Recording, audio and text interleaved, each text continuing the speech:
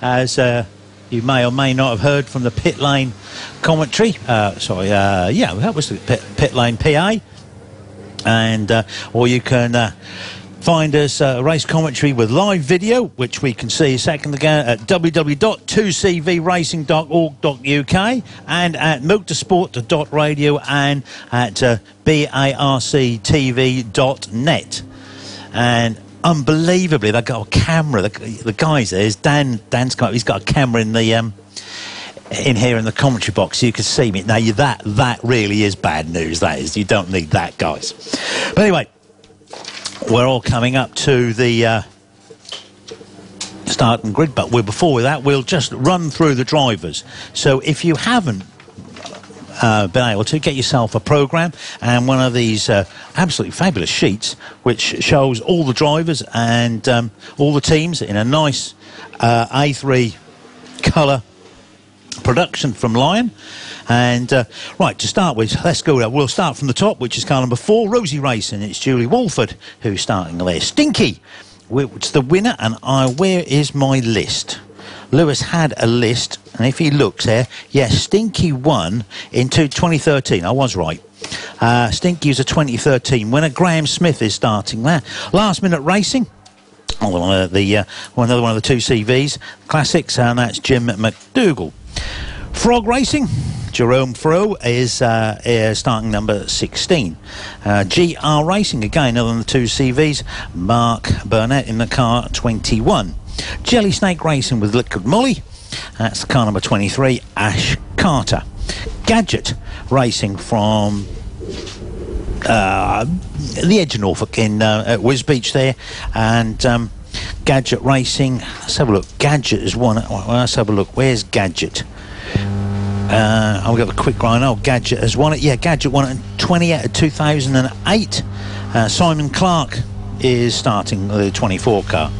Real Racing is William Patterson in the 25 car. Rambo Racing, the Scottish car, is 26. You can see in Gibson. Bacon Racing is Sandra Poetti in car number 30. That's quite a quick team. There's going to be a quick team, that is. ECAS with Dan Willem coaches. Fred Martin Dyer, that's the 33 car. Blueberry Tarts is started the 35 car started by Jessica Owen, and the Blueberry Muffins with Liquid Moly. Chris Yates is starting the car 40. Again, another one to watch out for. Twin Snails is James Northfield in the 41 car. Then we've got the first of the European cars, so the Euro 2CVs, Diane hybrids. As we said, they are built on a Citroen 2CV or Diane chassis, and they have a BMW 850 Boxer engine installed. Very similar design to the classic 2CV engine, but by goodness me, they are much quicker. And Rudy Copperters, a long-time competitors, Rudy, and the BNL1 team, who have had quite a bit of success here at the Liquid Moly 2CV 24-hour race, and I think they won it a couple of times outright. Beacon Down Racing is Chris Tovey in the 49 car. That's back with the classic 2CVs. Before we've got the second of the Euro cars, Wingroove Racing, Matthew Cobb in the 53 car. Back to the ordinary 2CVs, or the classics as I like to call them. That's Iceni Racing, Greg Page's outfit from down the road here at Watton. That's car number 60. Malcolm Edison has taken the first stint. Robin Rees has taken the first stint in the 64 car, and it's SSR Vision CSA/JPC. I think that'll be SSR from now on. The 64 car there, Robert Rees taking the in charge of the driving duties to start with. Savage Motorsport, we've got Brent Savage in charge at the beginning in 65, before we got the third of the hybrids, and that's Andre Blaze in the BNLL2 car, that's 66. Hollis Motorsport from the Hollis family, Matthew Hollis leading that one, and that's the 72 car. We've got 2CV Team Lion 2, the 79 car. Roy Eastwood has taken controls to start with. MIM Racing, that's the 89 car. James Darhell, I think, I'm not 100% sure how to pronounce that. In the 89 car. 92 Tet Rouge Crisis as Brian Healy is behind the wheel. Pork Pie Racing, John Harmer in the 96 car. And we got the 2CV Team Lion 1, last year's winners of the 2CV classic section. Pete Sparrow behind the wheel, going for his 11th win. That's the 97 car. Then we've got the minis, the mini grands as they're called. Slarky Malarkey is started by Ian Slark in 128. 153 is Linford Racing. That's James Linford taking the controls. Team Minions in the 171 car, Alex Osborne starts that. Wrong Direction, that's the 172 car. Stuart Coombs starts that. Team Toy Shed, Chris Slade starts the 177 car, and Team Mini Misfits, Conor O'Brien starts the 193 car. So there we have all the starting drivers. Many thanks to our marshals and officials here who makes this event possible. And just to say to the people in the orange suits that in the media suite upstairs at the venue office, there will be refreshments for you during the event. And many thanks to all your efforts. Without them, we wouldn't be having 24-hour racing or any racing here at all. And we've got to say thanks to Tony, because he's a marshal at some events. Lewis. Tony. Oh yes, Josh, come on. Good afternoon, everyone. I've got the pole setter over here. Alec, can I butt in? Pole position you set yesterday, but that doesn't really matter, does it? No, it doesn't matter at all, no. Car going well, though? Yeah, car goes well. We've got a few problems, but I imagine everybody has. It's not a straightforward race, this. It's a very difficult race. But yeah, I mean, very glad to be here, and the mechanics, you know, everybody in this team, and I'm sure it goes for every single team down there. This is just a fantastic thing. The amount of work everybody's putting to get here. This is such a superb event, but everybody needs rewarding here. It's not just me. Obviously, the three of you are all very experienced in these cars. You think that's a big factor? I think it certainly helps. I think you need one or two under your belt, really, but they're funny little cars to drive, you know, so yeah, I think a bit of experience probably helps, but it's not essential. It's just, we're here for fun, you know. Have you got a plan going into the race? None whatsoever. Well, good luck.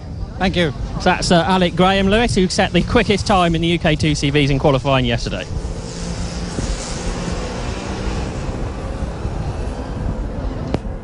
Fast driver, and I think there's a prize at the end of one of the prizes for setting the pole position for the 2CVs, and Tony's just working his way through the grid at the moment, and he's going to do the grid for us. But how does 2CV racing work on a 24-hour event? Well, that's very simple. Last man standing. They normally set off at quite a rate of knots and try to break everybody else. So the last car that actually still hasn't broken tends to then back off, and everyone has to then try to chase them. Engine changes can take anything, well, from as short a time as 8 minutes up to however long they decide to take. But 8 minutes is still 4 laps, because if you work it out, it's about 2 minutes a lap. Well, we do know that the teams can go quicker than that, and I did have a grid chart, but it's roughly about 2 minutes. So if you lose eight laps, you're going to be 4 laps in arrears. However, we do have quite a lot of safety cars, so caution periods, or we have had in the past, especially if you've got rain, which hopefully, fingers crossed, we won't have. And then what the idea is that if you are in front of the leader get picked up, and then you go round the back, you can pick up 1 lap that way. And there's a lot of tactics involved. So, Lewis, shall I give them the grid? By all means, away you go. Now, folks, if you want to put this down either on your programme or somewhere where you've got room, we've got the grid, which we'll get out of the way now, so you've got it. And basically, by numbers, first of all, row 1 is 42 and 66. 42 and 66 on the front row. Then Lewis can put a bit more flesh on the bones of this once I've been through with numbers only. Second row is 53 and 171. 53 and 171. The third row, 177 and 128. 177 and 128. Fourth row is 193 and 172.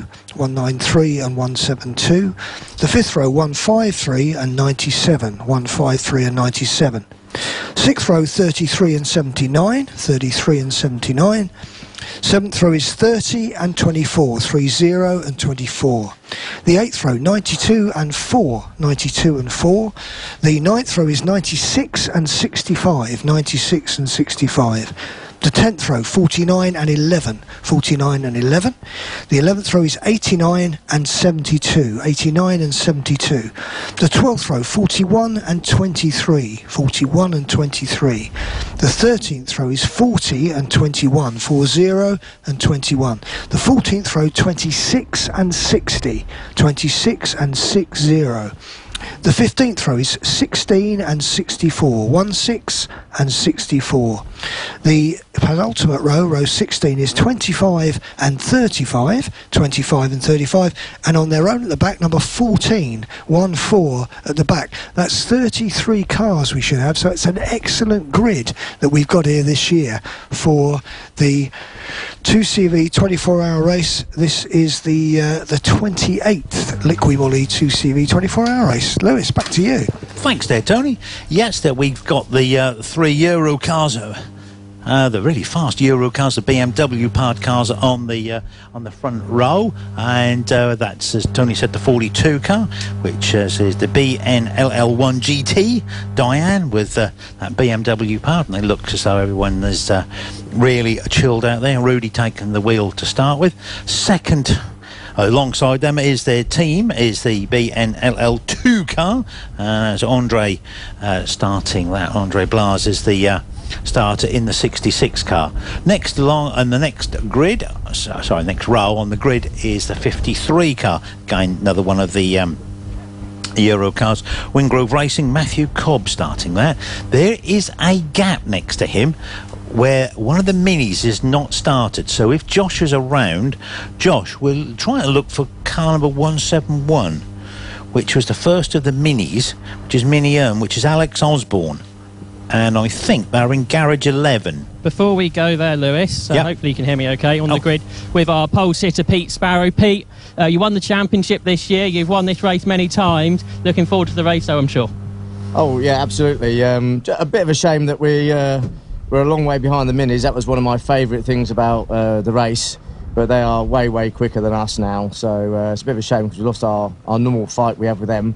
But we've got a really good lineup of people here, some really good cars, so yeah, I think it's going to be a good day. It's going to be a good day. Obviously the first part of the race, normally a load of you get together and slipstream.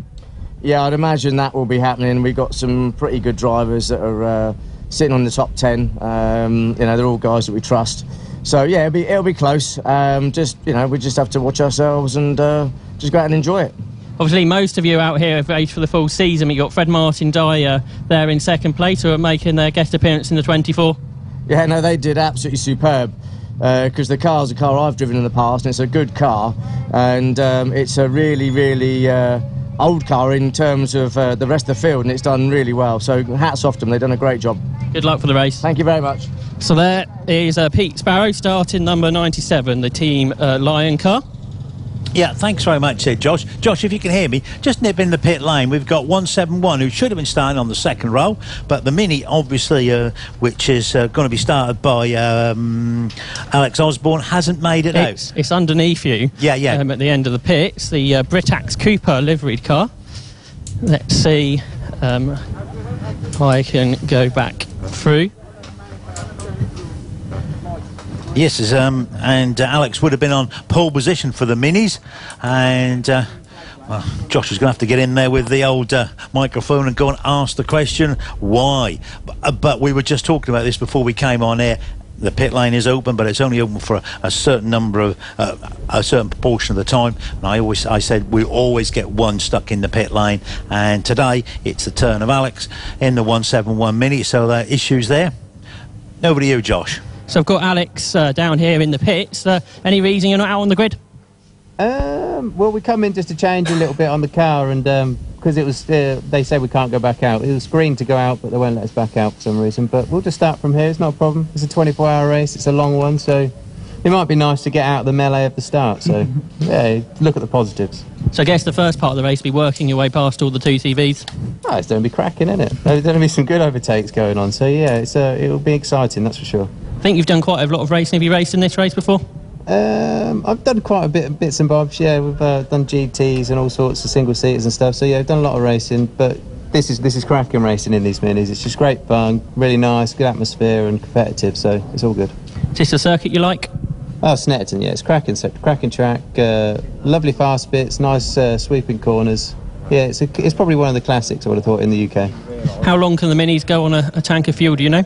Oh, you'd have to ask the team manager on that. Probably a good hour and a half. I would have thought.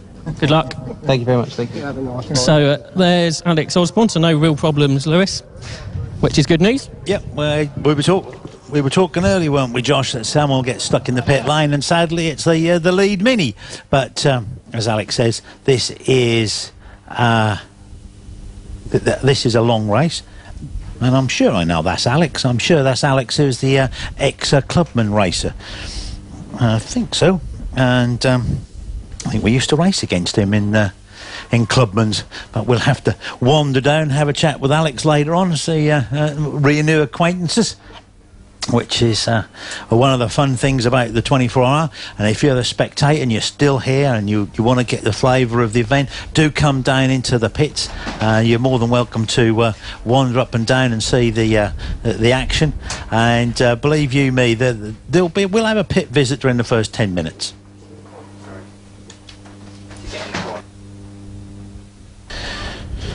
We're just doing some minor technical alterations. So Lewis? Here we go. Yes. I've got Simon Clark from the Team Gadget team starting 5th place. I'm expect you'll be part of that slipstreaming group in the first part. Yeah, that's the idea. I mean, to be fair, most years you'll get a group of 4, 5, 6 cars, and Secret's to be sort of hanging on the back of that group, getting towed along, and stick with them. And then after 2 hours, then the pit stops start, and then we'll see where we end up after that. Obviously, your team all raced in the championship, but very different type of racing here.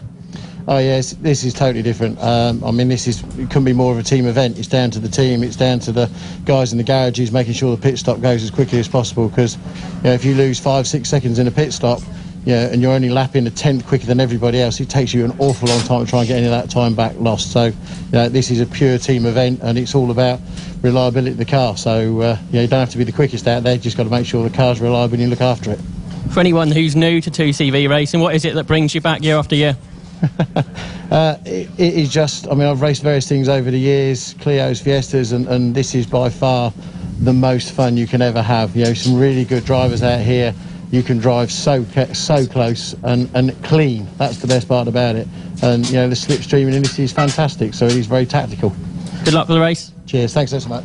That's Simon Clark out the number 24 Team Gadget racing car, going off 5th in the UK 2CVs. Yeah, thanks very much, Josh. I think to answer your question, I think most of us who keep coming back to do the 24-hour, whether you're in the comms box or whether you're spectating or you're pitch, I think you would be masochists, really, especially the drivers.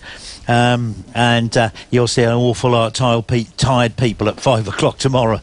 I can tell you that. But it's great fun, and 2 days afterwards you go, yeah, I'll do that again, I think, next year. But I'm not quite so sure you do. Anyway, we got to the second row, didn't we? The third row is made up of 177 and 128. Again, are the minis, and Alex Osborne. Lewis? Sorry, not 177. Sorry, 177. Sorry, it's Chris Slade starting 177, and 128 is started by Ian Slark. Josh? I've got Roy Eastwood, number 79. Roy, I think you've been racing in this race since the beginning. You must still really love it to come back. Yeah, I've had a bit of an interruption, but come back for the last 3 years or so, and it's great fun, and looking forward to a good, smooth, reliable race. You're starting in 3rd place just behind Pete. Do you think you can go with him in the first stint? We'll try it for a lap at least. Of course, Pete's been racing all year. Have you done many of the races this season? I've done all except one, and the very wet Brands Hatch. I avoided that one, fortunately. Yeah, that was the one I was at. Like you said, it was very much sideways. So hopefully, though, a dry race here at Snetterton. I think it's going to be dry here, yeah. Any kind of plan going into the race, or do you just kind of see what happens? We're going to go as far as we can in each stint and drive smoothly. Is it about 2 hours for these cars on one fuel stint? We could do as much as 2.5 if conditions are good, yeah. What's it like driving one of these cars for such a long time? Hot, wearing, and it's good fun, yeah. Good luck. Yeah, cheers, thank you. So they're number 79, the second of the Sea Line cars, and that is Roy Eastwood starting that car. Yep, thanks very much, Josh. Yeah, and as you were saying about pit stops, normally happens around about the 2-hour mark, maybe a little bit after 2 hours, depending on how the carburetors are set up. I think Stinky with the year they won it, they did 2 1/4, so they did about 15 minutes more, and because of that they spent a little less time in the pits, and that puts them in a very, very strong position. Again, you were talking about drafting. Again, the cars go quicker together, and also they save fuel. I've got Martin Harold here on part of the championship and the race. Looking forward to this. Hello, how are you doing? We're really good. We're looking forward to it. I'm sure everybody here is too. Well, I think most of us have spent a long time and a lot of effort on this, and this is the most anxious time of the year, I think, when we go racing. Normally the first part of the race, for people who haven't watched it, we see really close racing. Well, everyone tries to stay close, but because some people think you've got to win a long distance race in the first few laps, so you let them go, and you rarely win from the front in the first few laps. But everyone's different. And then, of course, like you say, it gets into a rhythm, and then you can't. Each team would be just playing it by ear to see what happens. Well, the control is your fuel, so we come in about every 2 hours, but if we can stretch it to 2 hours 15, that always helps. To win the race, you've probably got to get it done in 11, maybe 12 stops. It's just like all this stuff, it's the detail. And again, for people that haven't seen this race before, we see remarkable engine changes. How quick can a team do it? Oh, well, some say they can do it in 6.5 minutes, but to be realistic, 9 probably. Very much different to any other endurance race. Well, I was talking to the Mini guys across the road. They do Masters, and they're about 3 hours, so I don't think we'll see them on our grid. And any kind of expectation for how this race is going to go? I'm sure it'll be a wonderful race for everyone, and we wish everyone really good luck. Thank you very much. Cheers. Thanks very much there, Josh. And we just have to turn around and say is that Martin Harold's team, which has been called Team Lion or Team Sea Line, has won the last 4 events. The last 3, the last one here, which was last year, and the 3 previous ones at Anglesey. So Martin Harold and his team, led by Sparrow, the driver, has been very successful. But you wouldn't know, which is quite it's quite tense, isn't he, Tony? Yeah, he does. He does seem quite nervous, really, for someone who's been so successful. So, but as you say about the people starting from the pit lane, interesting, isn't it, that Alex Osborne's team didn't quite get it right in terms of getting out in time. Well, he's not there. He's gone again. Where's he disappeared to? 171. Come in, we're looking for you. So yeah, so the Mini's been rolled back, I think. There's also a 2CV in the pits, car 26, which is the Ian Gibbon Rambo car. Driver in that car halfway down the pit lane. Which garage did you say the Mini was in? Number 11? Yeah. Okay, so that's... It looks like we're back again, yeah. That's just past this car. So all the engines have been started. The team are in the engine bay of the 171 car, so where it was all okay earlier, it doesn't seem to be now.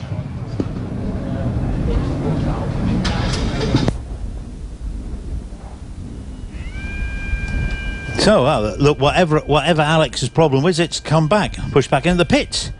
And Rambo was also in the pits as well, which is unusual. Now, where was Rambo? There is a gap all the way down the back, isn't there? Yeah, so we got that gap at the front where the Mini should have been. That should have been car number 4, shouldn't it? The 4th car on the grid. First of the 2 CVs, the normal 2 CVs, is the one that in 10th that Josh has already spoken to, Pete Sparrow, yeah, it's 97. in the 97 machine. So that's the first of the 2 CVs, isn't it? Yeah, next to them is ECAS, which is the 33 car, and then the 79 car, which is the opposite way around. So that's the line. That's Team Line 2. And then following them is the 30 car, which I'm not 100% sure who's that. Oh, it's Bacon Racing. That's Sandro Paletti. Sandro was a well-known race. Did fierce to start with, but doing 2 CVs at the moment. Then we've got Gadget, the 24 car next to them. I'm not 100% who's the next car. And next to them is the 90, or next car is the 92 car. That's Tet Rouge Crisis, We like the Tech Rouge boys. Then So we've the got green flag waves, and off they go. Yep. Got Roosie Racing next. But both the cars in the pits, Lewis, expecting to make the start, just checking over as they had a bit of time. The Mini just started up and stalled again. The 2CV's away, so that's the Rambo car. So that'll be the first car to start from the end of the pit. Alex Osborne's refired the Mini engine, and it almost sounds like it wants to die again. So it certainly seems there are issues with this car. But the 2CV, the Rambo Racing team, said they were just checking things over while they had time.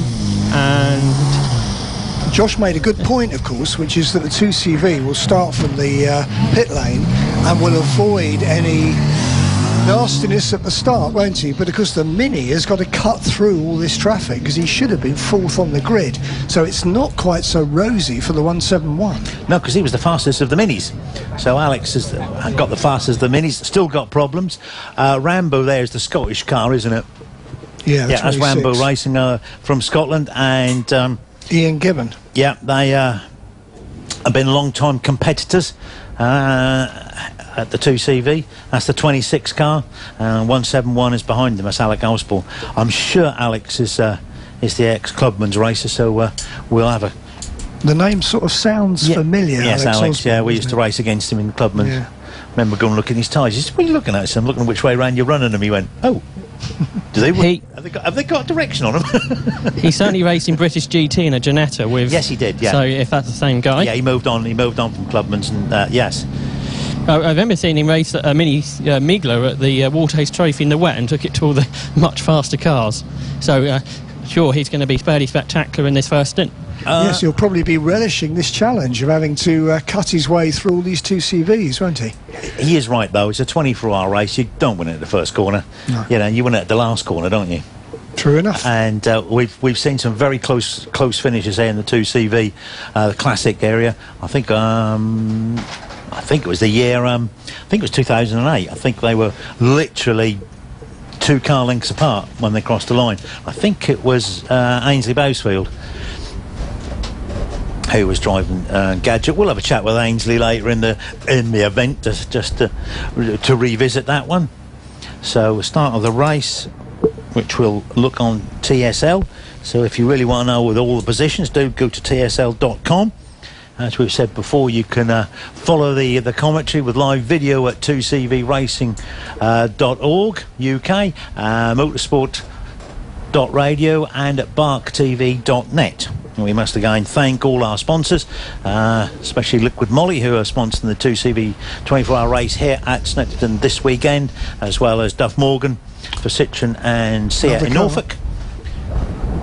Oh dear, just been pointed out, car number 25 is being pushed up the pit lane. And that's Simon Clark, who actually won the last 2CV race to be held before this one. That was at Donington Park, 22nd of July. Simon was the winner, and his car is starting from the pit lane. Different car, Tony.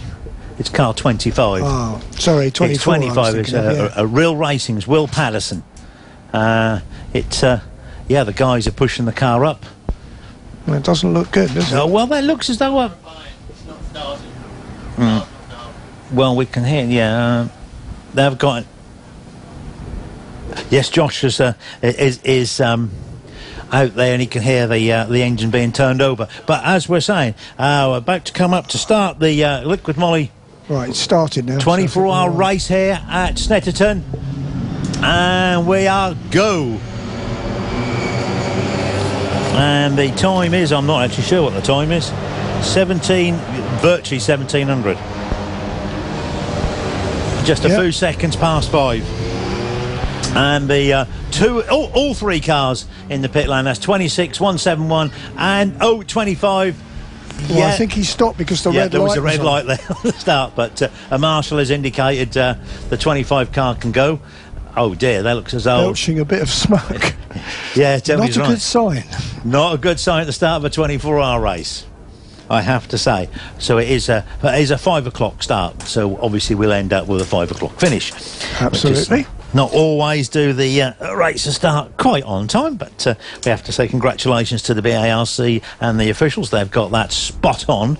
And down the Bentley Straight they go towards the S's for the first time. And as we thought, it's the Euro cars at the head of the field. You called it the S's, you see. You have caught it. You said it was a classic meeting. I am going classic. The S's complex.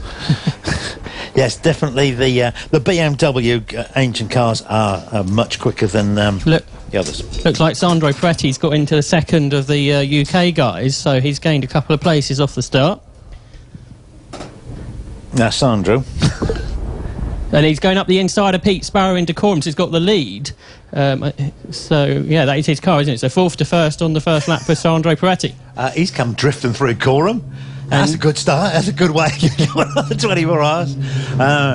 But here go the Euro boys are coming through 1, 2 and 3.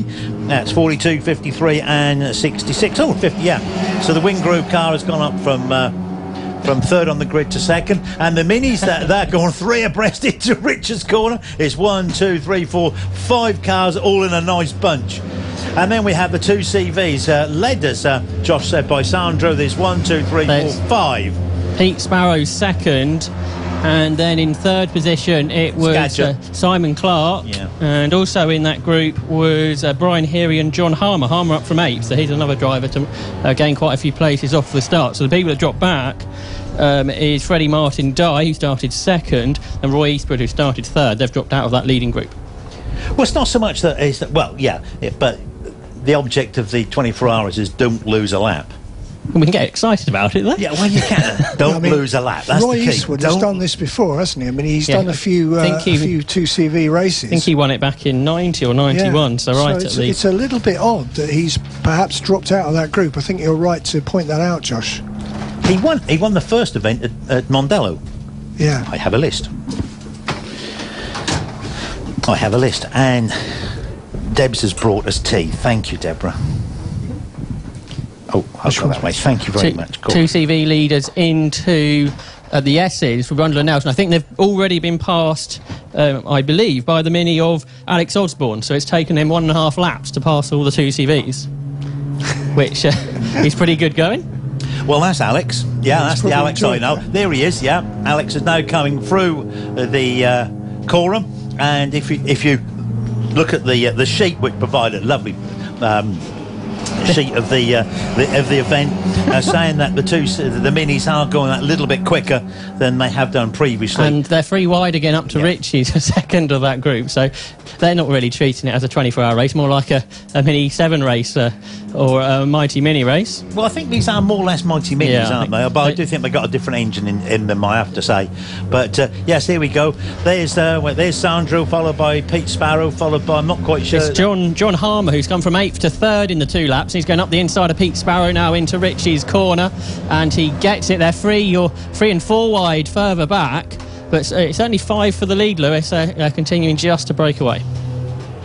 Yeah, they're certainly showing us how to bump draft right from the off, and good fun it is too. But Gadget up there with Simon Clark, who's won the event, and always good to see Gadget, local team. And I have to be quite honest with you, if we have an early pace car, you'll see Gadget in the pits, because they'll do a splash and dash and try to go early all the way down the Bentley Straight. Okay, let's for those people who may well be listening on the internet, this here is Snetterton,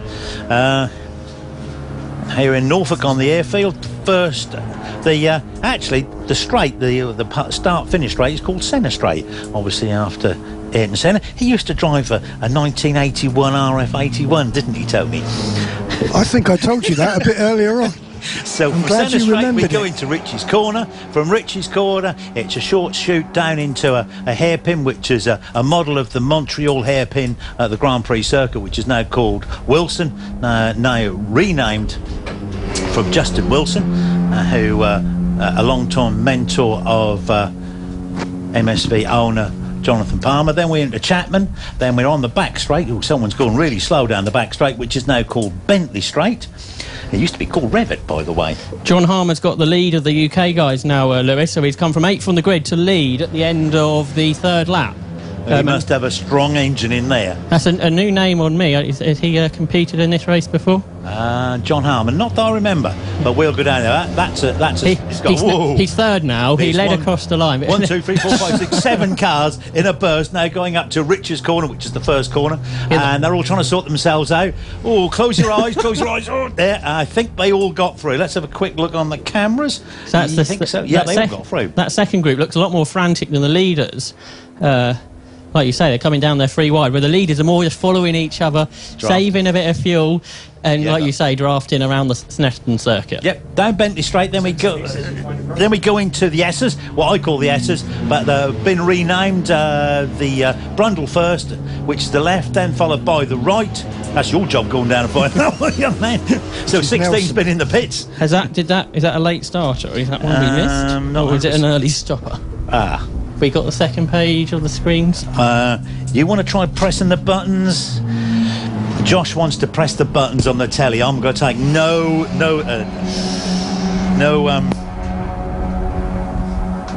concern. I'm not taking responsibility for that. We need page 2, don't we? And because Hey, I'm going to let them do that. So 16 was a quick pick caller.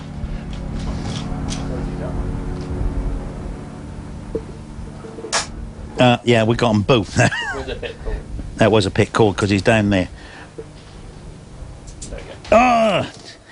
Always ask a youngster if you need technology. Technology. What garage were they in? It's not tech problems. We've now got the TSL screen going up, so we've got 20 on the first page and 21 to 33 on the second page. Well done. And there we go. We've got the lead group in the 2 CVs, the classics, all bomb bursting their way up to Richard's corner, and they will work their way around there. We're doing what sort of lap speeds are they doing at the moment? 155s. So easily within the range of the cars. They're not going flat out. But interestingly, the Euros are doing 138, so the leader of the race, car 42, a 138.548, his best lap at the moment, and he's still lapping in the 138s, much quicker even than the car in second place. So the 42 is moving away. He's got a gap at the moment of 7.391 seconds over the Wingrove Motor Company entry. That's the 53 car. Then we've got the third of the Euros, the 66 car, which is next up. Then we have the Minis. Lyford Racing 153 is in 4th. The 177 Team Toy Shed Mini is in 5th place. And the first of the 2 CVs, Portpie Racing, 96 in 9th. And that's because there's one of the Minis in the pit lane, and that's going to be joined now. That's Stuart Coombs out of the 172 wrong direction car, so that's dropped down the order. Josh, can you find out what the problem with car 16 was and 172? Do we know the garage numbers? Oh yeah, you can ask me that. So car 16 is in 4 and 172 was in 14.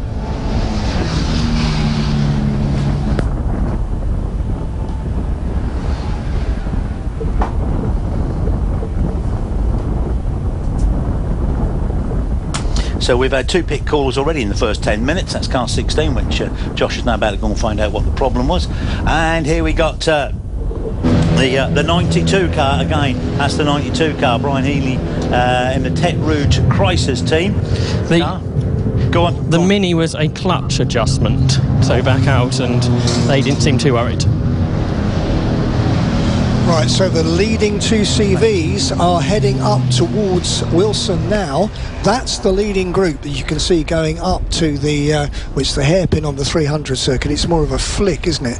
A right-left flick as they're going through onto the Bentley Straight. That's the leading group of 2 CVs, and they're in 9th position in the race overall. So in some ways that's our primary focus, because traditionally it's always been the 2 CVs that we've concentrated concentrated on. But of course, it's good to welcome the Minis and the Euros, but they're obviously going to outdistance the classic 2CVs fairly soon, aren't they?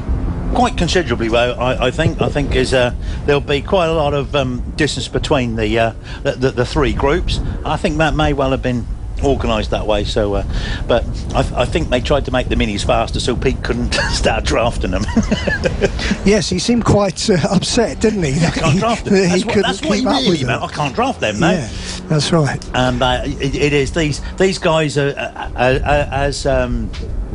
I think Simon Clark has said, I think as Alec was saying, you need a little bit of experience, and you've done this a couple of times to work out, you know, how to get round the best thing. You know, even Harry had to do it a couple of times before they found out the trick of winning, didn't they? Well, they did. That's true.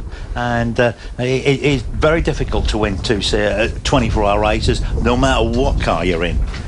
And you know, these Minis are going to go at it hammer and tongs, aren't they? You can just see this.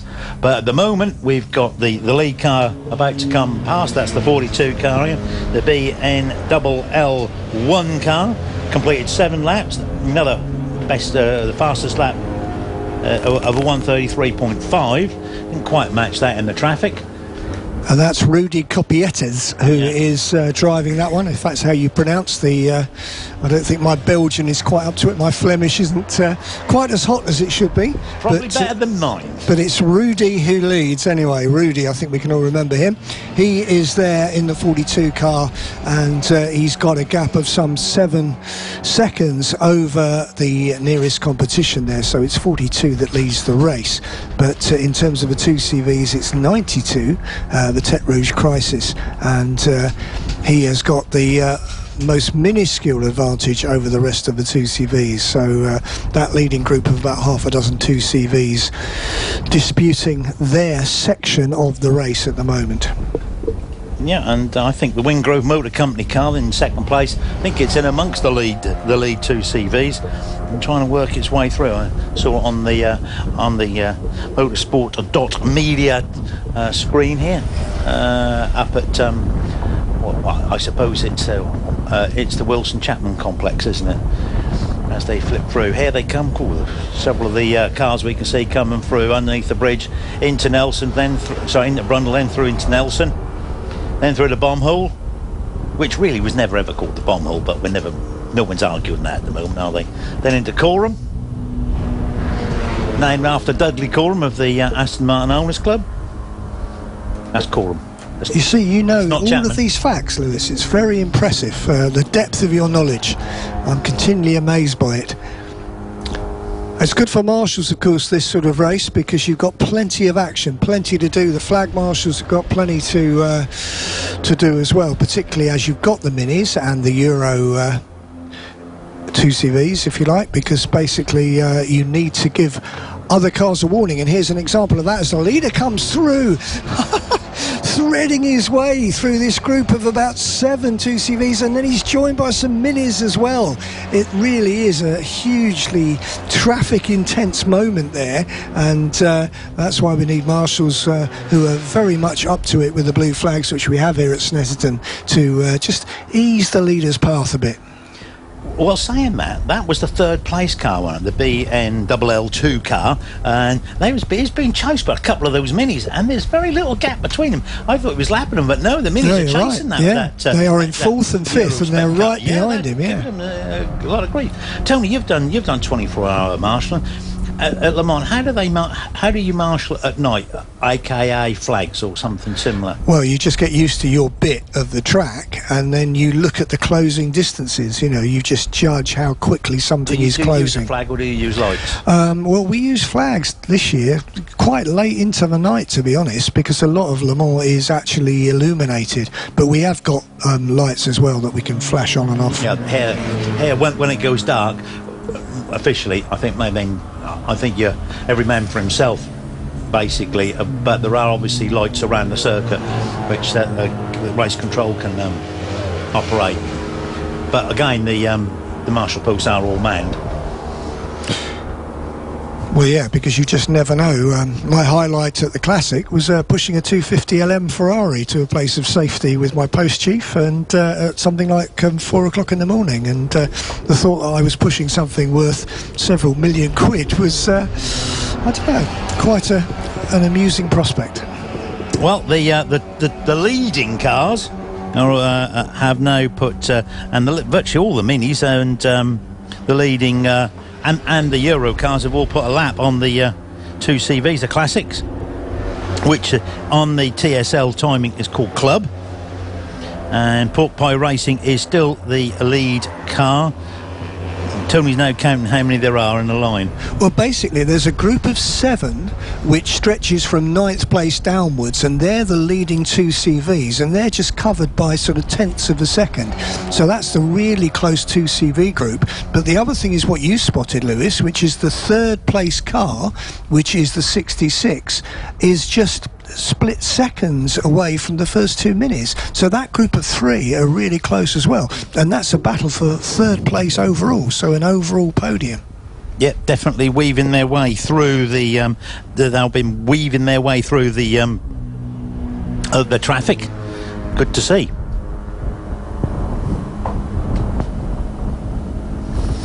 As we done 17 minutes. There's the Wingrove motor car, company car, the Euro spec car run by one of the British team. And 10 laps completed. Oh, ECAS is in the pits. The ECAS car. No, that one, I can see that on the television. Yeah, it's just it's coming back out, so we shall now find out how well the microphone works down the bottom end of the pit lane. Which garage, and there's another one coming in as well. That's the one that was near the back. Car number 14, last minute racing, which has Jim McDougall at the wheel, who regularly races in the Track Day Trophy. And which garage was ECAS in? ECAS is right down the bottom. Yeah, I'm nearly there now. Which one? ECAS 25. Okay, that is right at the bottom. I'll be back with you in a moment. Yeah, yeah, because there are only 24 garages and obviously a lot more teams, so you get 3 or 4 cars. Don't think you get 4. Mostly 3 cars in a double, if that makes sense. Yeah, there is. 24 plus 12 was 36. We've got 33, haven't we? Yeah. So there's 3 cars sharing 2 garages, if you like. So it's Gadget and ECAS in one. I can't remember the other car in it. I was down there this morning. So wonder what happened to ECAS. ECAS, the 33 car, one of the early ones. It's Fred Martin Dye, who started second on the grid of the Classics. So one of the lead cars already in trouble after just 17 minutes. And Josh is going to find out what the problem is. Mind you, as I said last year's winners were about 8 or 9 laps ahead. Lost 8 laps, roughly around about 8 o'clock. I think it was, just as it started to turn dark. Lewis? Yes, mate. The microphone works all the way down the end, which is good. Freddie Martin Dye has been complaining of a lack of power. So that's what the pit stop was doing. So they've adjusted the throttle cable, and we shall see if Freddie Martin Dye continues on his way or if he comes back into the pits. He's returning through Murray's at the moment, raced in the British Formula Ford Championship a couple of years ago, and it looks like it's continuing. Of course, after following a Mini, it looks a lot slower, but you'll be able to watch the lap times of this car and see if it's in problems. The one just passing you now. Okay, yeah, we'll see what sort of lap time. His best was a 1:55.49, and I've got to be honest, 1:54.9. Tet Rouge Kreuz is their best is 1:55, so I don't know. Obviously they qualified second yesterday and they dropped straight out of that front group, didn't they? So not going, for whatever reason, not a car running not like it did yesterday. There's a Mini coming in now. That is car number 172. So that's the wrong direction, Stuart Coombs. This is a second stop, I think, for this car in this first half an hour or so. Yeah, they had a clutch adjustment earlier, so maybe that's not really working. Bonnet's gone up. Says, I think that was Rudy just gone through. It is, yeah, Rudy in the lead car. He's weaving his way through there. He's done this before, I have to say, but folks, Moody is a particularly good racer. I think they do the Spa 24 too, but of course it's not quite the same as Snetterton, where it's a bit more open, isn't it, Spa? It's a bit more hilly, isn't it? And the longer straights, so it's much easier to get the faster cars ahead of them. But just watching the cars all come through on the screen, we've got a screen showing us Nelson, Brundle Nelson, the bomb hole, and the early part of Coram. Then when you turn to your left, and you can see the latter part of Coram as the this lead pack of the 2CV Classics come winding their way through. And that is bad news for Stuart Coombs, because he's one of the leading runners in the Mighty Mini Championship. So Stuart will be gutted that his challenge has been blunted a bit so soon. Well, let's have a look. What sort of lap speed is 33 up to? He's just did a 1:55.2, which was his fastest lap. So maybe the throttle cable did work. Adjustment.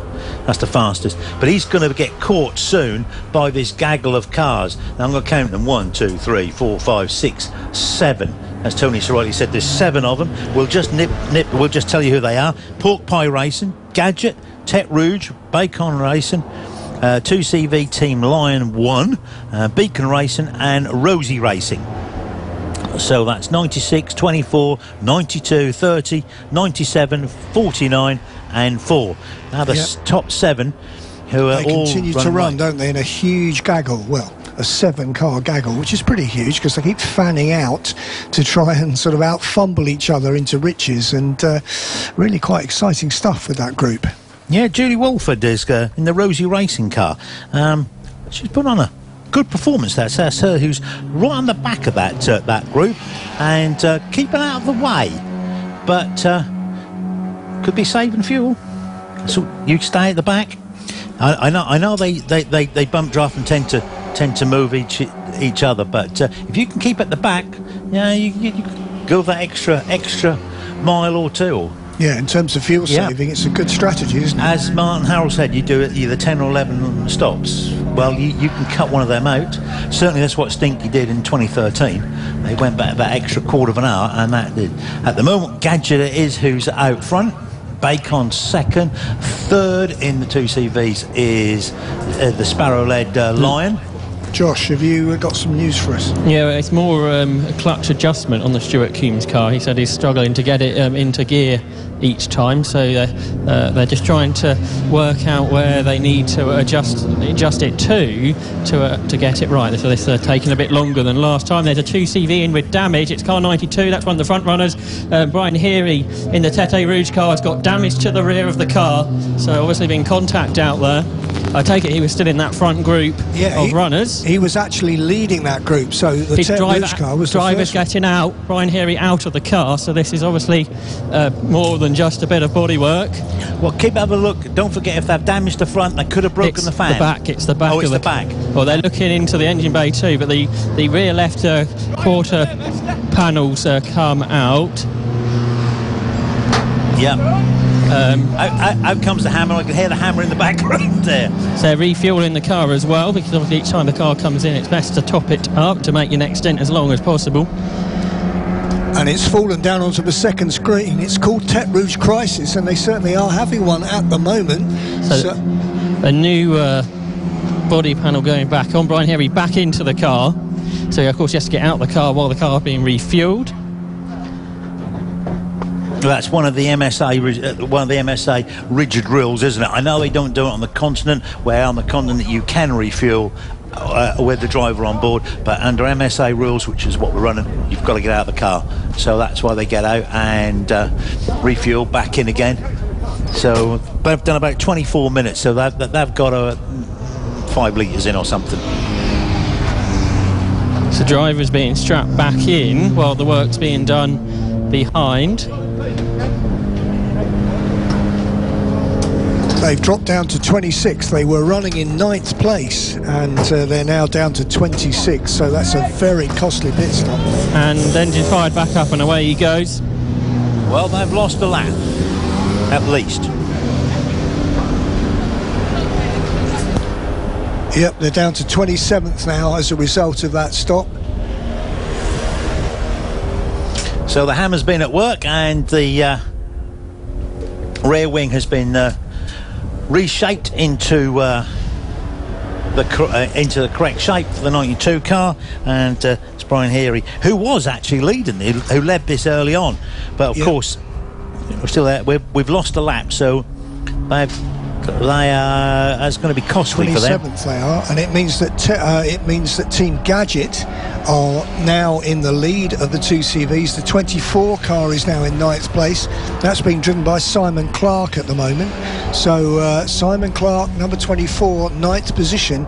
That leads a group of what is now 6 2 CVs, the lead group. That's the first one knocked out. Out of the 7, down to 6. And that is one of the problems, is that running in a very tight group, you can get some damage. But you mustn't run into someone in the back of them, because you...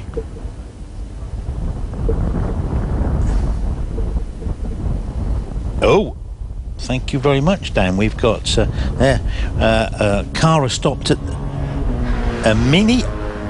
Absolutely right, there it is. Between a Mini stop. That must be 171. That's the yellow car. It's a yellow car. Or that could be 172.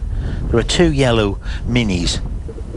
Okay, do take the option of the programmer. Well, the program of the event. Well, 172 is down in 32nd place, so that's the one that looks like it's lost time, the wrong direction one. So that's the Stuart Coombs car that's had all those problems that Josh was telling us about. Is that the one that's... And just to keep you updated, the Tete Rouge car of Brian Heary, that was just the damage to the wing as I described. No other damage, the team don't think.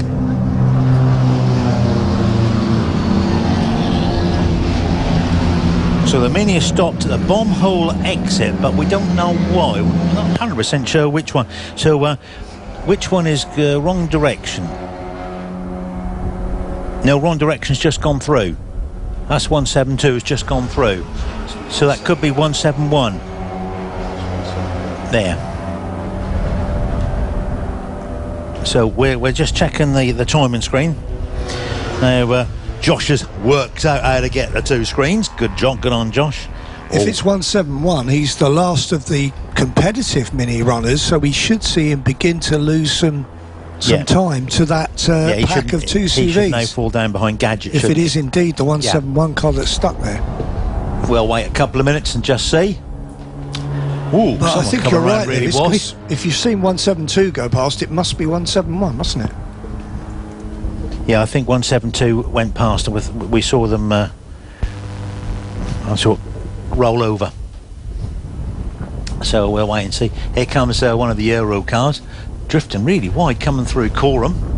Really tricky corner. That's the 52 car. Actually, it was the British run Euro car, if that makes any sense. The Wingrove Motor Company number 53. Matt's being driven by Matthew Cobb. Matthew drifting his way through. Here comes the ECAS car, which made a very early pit stop, and as I said, he's running on his own. He's losing time. He's going to get caught very shortly by the leading runners, which is Sandra Poetti. Gadget is Simon Clark. The third one is Sparrow. So so it's 171. It is the 171 car. 171. So it's the 171 car driven by Alex Osborne, who's had all those issues. It stopped on the inside of the chute between the bomb hole and Coram. Thanks there for Dan for picking that up for us on the camera. Eagle-eyed Dan. And that's not so clever, is it? Because of course it's not like it's made the pits. Well, what we got is I can see the MSVR rescue wagon truck rescue crew going out that way. Okay, thank you very much. Safety car, yeah. And the first car to come in is William Patterson in the Riley Racing number 25. It's coming very smoothly too. Is this a car that started late, wasn't it, that struggled to get going, I believe?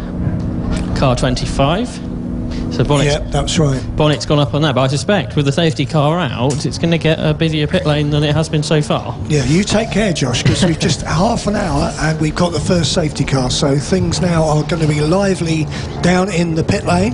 This CCV in the pit smells a lot as well. Yeah, we don't want to lose you, Josh, so be careful. We don't want to lose you. We don't do 23 and a half hours on our own. It's not good, is it? But I think it's engine problems for the Riley racing car, 25. Okay, 25. And these are the leaders, aren't they, coming through Coram at the moment? There's teams getting ready. See if any of them peel in. It's Sandro Peretti that leads the It is. the UK. Sandro who came through. So all these cars continuing on, so nobody peeling straight in. I guess they want to get confirmation from their team that they're ready to come in, and of course the only way they can do that is by passing them on the pit wall.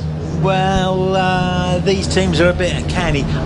You're only going to get 5 litres in because you're only done a quarter, so you're only going to get 5 litres in. And normally Gadget would be the first to do that, but their Gadget is around about an hour. If it's 55, 100, and, an hour and 5, an hour and 10, they will take that option. Whereas that's one of Wayne Colan's little tricks. So when it runs itself out, by the time you get to say midnight, that you'll find them running right towards the front. I found out a bit of information about John Harmer, who was our fast starter, wasn't he? 96. He's a Caterham racer, so that would explain why he was quite happy in the slipstreaming part of the race. But the rest of it's the pork pie racing car, and the other team members have said with having him in the car has made all the teammates a lot faster than they've ever gone before. Well, that's good news. So that might be a car to watch out for that maybe hasn't been at the front in previous years. It's a Tet Rouge car, by the way. They are quick. Don't have no way. That's one of Paul Robinson's, and I don't know how many times Tet Rouge has won. They won in 2006 and 2005. So Tet Rouge. Oh, and also 2009 with Sammy, who I was talking to earlier.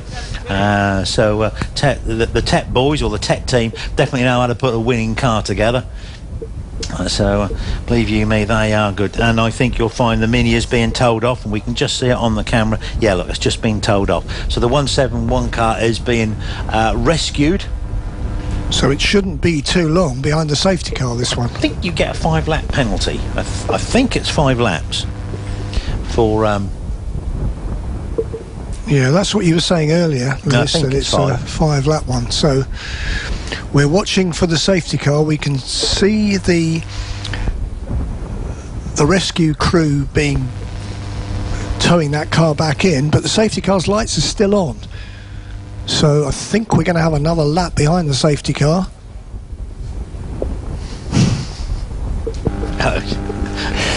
Trying to find the camera. That's there. All right. Leicester doing a fine job with from motorsport.me media, doing an absolute fine job with these cameras. So here comes the safety car, very, very slow, so making sure that it's not stressing anybody by going so slowly. But of course, the slower you go, the more chance you've got of having to do less laps behind it. So the safety cars tend to try and go slowly normally. And it's picked up car 89. So everybody else above them is going to pick a lap up. Yeah, and that's in 18th place. That's the MIM Racing car in 18th place, number 89. Obviously, they couldn't pick the leader up. And the ECAS car is... Oh, yeah, the ECAS car, which is the early pit visitor, isn't it? It is now dropped. That's going to be... it's now inches away from being a lap down, isn't it? But the 92 car now coming through, and they can catch up. So that's Tet Rouge Crisis. So that's 3 laps down, but it's one lap down on the lead guys. But we should see that slowly but surely get its way back, shouldn't we? I mean, it fell down to 27th. And it's made 1 place up already. So slowly but surely, I think we'll see that Tet Rouge Crisis car come back up into the reckoning.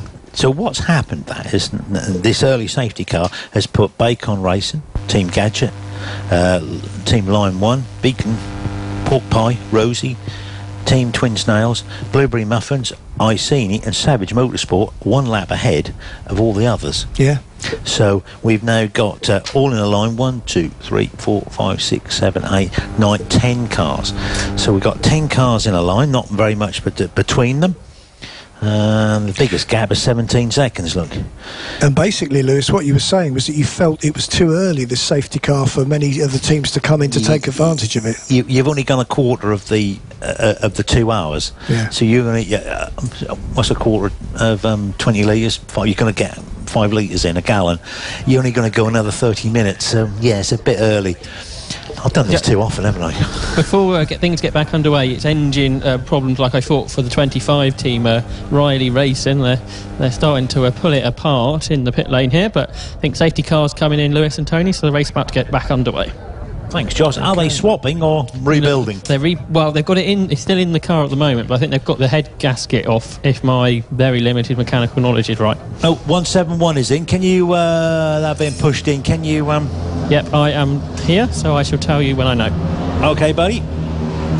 Because, of course, Lewis, in IndyCar, you sometimes get... Have they waved those cars through, by the way, that were behind the safety car? I think they have, Josh. Yeah. Safety cars coming here, and I thought them cars that were coming through were the leaders. They weren't, of course. Yeah. So those cars will be going as fast as they can on this lap to catch up. Yeah, I think you're absolutely right. It's a good spot there. I was just, as they came through, they were going quite quick, and I looked and said, hang on, the safety car's still out.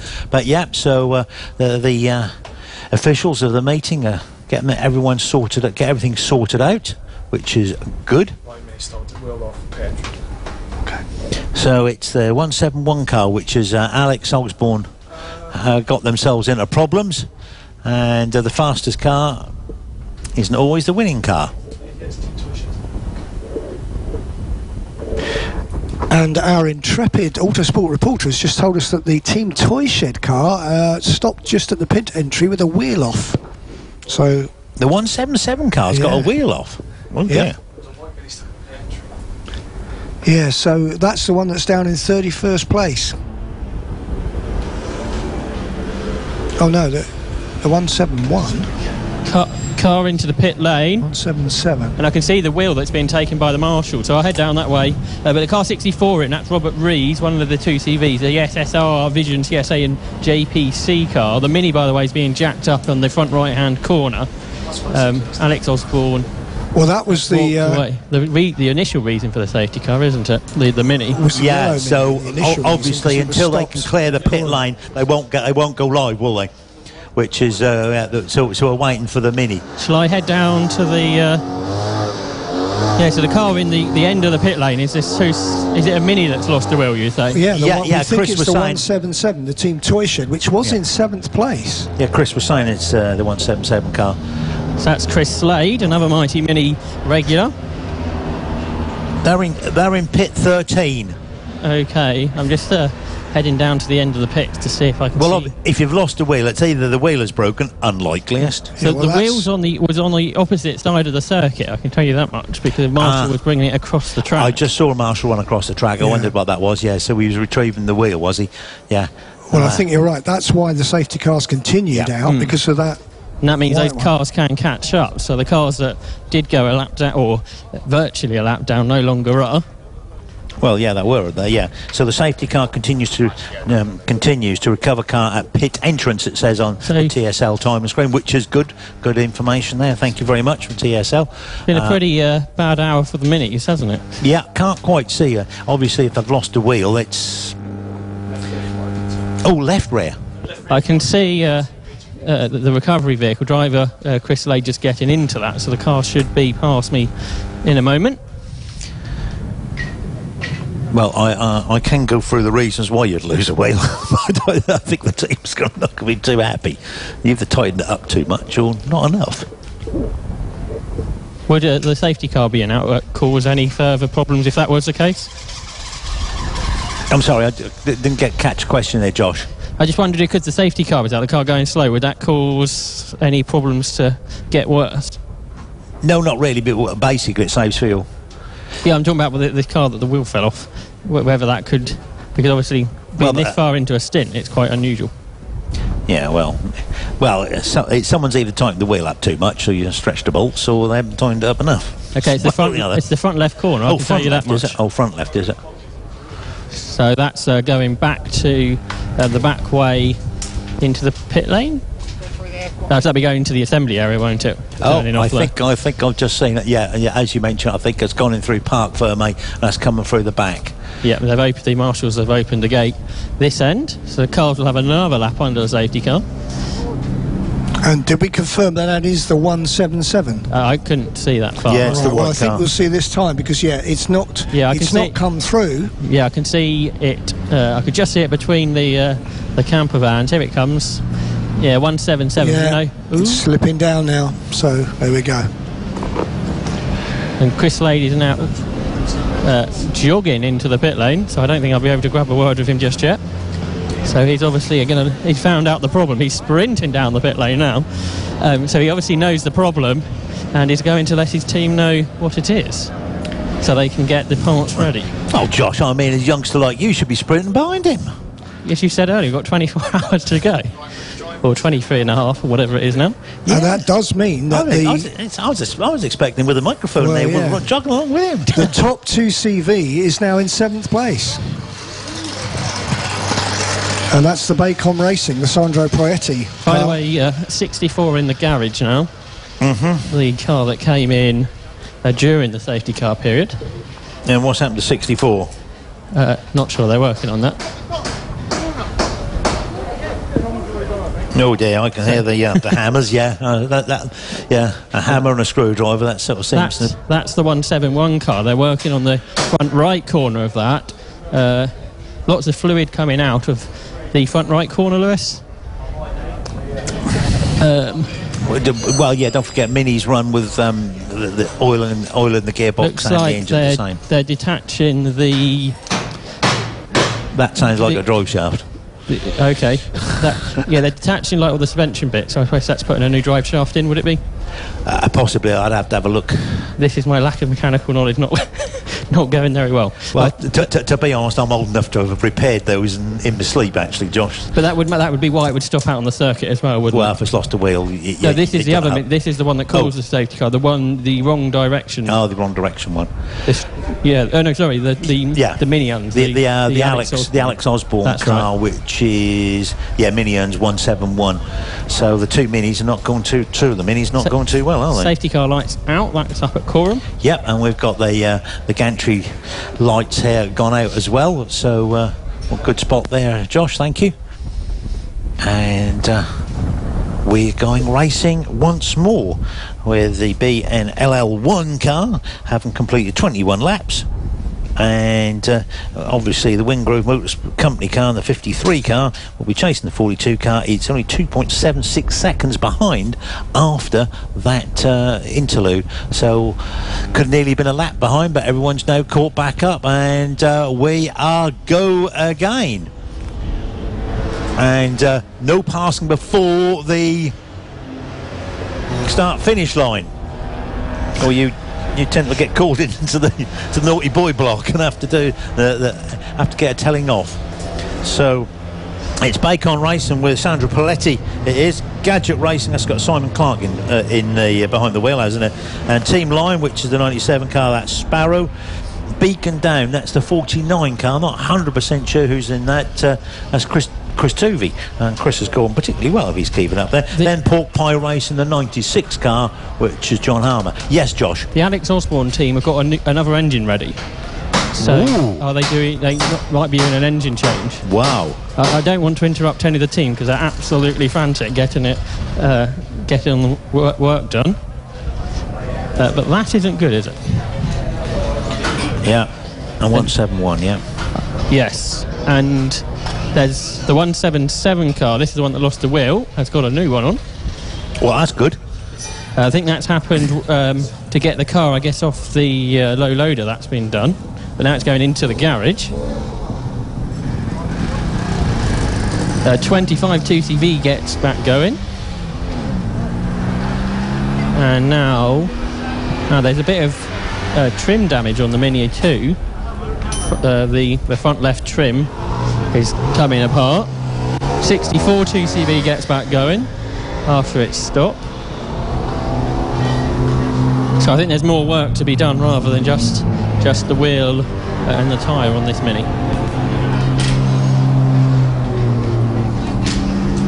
Right, so what we've got at the moment then is we've got a change for the lead because the Wingrove Motor Company have gone into the lead. Number 53, for the first time in this race, have taken over the lead from number 42, the Bull 1 car.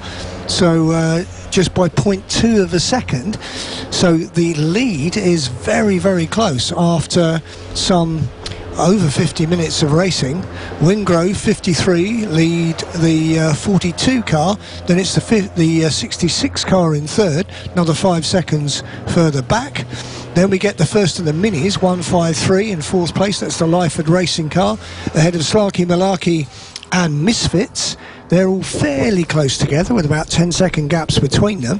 And then in seventh place we get the first of the two CVs, Bacon Racing, number 30. In eighth it's Team Gadget, 24. In ninth it's 97, that's the 2CV Team Lion. And in 10th, 49, the Beacon Downs. That's the top 10 at the moment, but Wingrove are in the lead. And just to reiterate, if you the Circuit PA will be switched off at 6 o'clock and come back on again at 9 o'clock tomorrow morning. And meantime, you can always follow all the action of the Liquid Moly 2CV 24-hour race here at Snetterton on 87.7 FM, and also commentary with live video streaming. And you can see Tony and I, actually, we've been on there on the streaming at www.2cvracing.org.uk, also www.motorsport.radio and at www.barktv.net. And all four ways you can keep up with the action all through the night and into the morning, and right the way to 5 o'clock tomorrow evening, when I can tell you there will be an awful lot of tired people, especially up here. Tony's going. Tony's got a hotel booked, but us tough ones, we're going to do the nights. We're going to do the graveyards. I'm a pensioner, mate. I have to sort of get my So am I. sleep, you know? So, well, I'm sort of semi. Okay. So the lead is very, very close. It's some 0.6 of a second between cars 53 and 42. As they went past us last time, they were absolutely glued together. So there is a battle going on for the lead, and very soon, of course, they will get themselves back amongst back markers again. At the moment, they're taking advantage of the fact they've got clear track ahead of them to have a bit of a blast. They're going around Coram now. If you look around Coram, you can see those are the leaders. That is the battle for the lead going towards Murray's, and you can also see they've got the whole of the start-finish straight clear in front of them. The Senna straight, and it's clear in front of them, so they can battle away to their heart's content without worrying about back markers. Here they come. They're completing 25 laps. I have to say, Matthew Cobb there and Rudy putting on a really good display. Matthew not giving an inch, is he? He's really tried to sneak down the inside there, but Matthew certainly not giving an inch as they round Rich's corner. Well, I suppose they're enjoying the fact that they've got a bit of a clear track and can battle, because normally they've got to wend their way through back markers.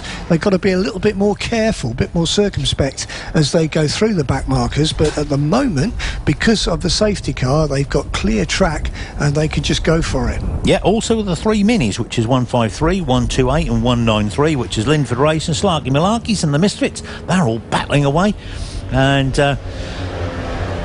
battling away in their positions, which is 4, 5, 6 overall, and first in their class. And we have a new 2CV leader. It's Team Lion, 97, are now in the lead of the 2CVs.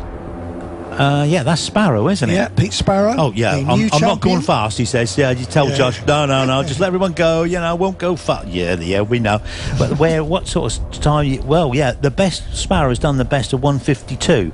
Oh, yeah, nobody else has got in the 52s. I'm just looking down there. Yeah, obviously, Mr. Sparrow, no one's got in the 52s. Yeah, Beacon Down have. Oh, yes, they have, sorry, yeah. Now, there's only 2 cars in the 52s at the moment. Sorry, Tony, well, good spot there, I missed that. So, Yeah, I'm not doing it. No.